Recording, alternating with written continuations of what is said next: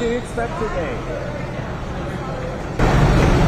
We've been all day yesterday, and I expect to be all day today. Going well. The U.S. is once again claiming it has reached a trade deal with China, just like it did last month. But as we've seen before, these announcements often fall apart after a few weeks, showing that the so-called deal doesn't actually change much. President Trump seems to have underestimated China in this trade war he started himself. Now, it's clear that he and his team are scrambling to restart the talks without having to admit they made mistakes. What we're really seeing is a mix of politics and pride. Trump wants to look like a strong negotiator, but the longer this goes on without real progress, the harder it is to call it a success. At this point, it looks less like strategy and more like damage control dressed up as diplomacy. Check out Jeffrey Sachs' smart take on all this.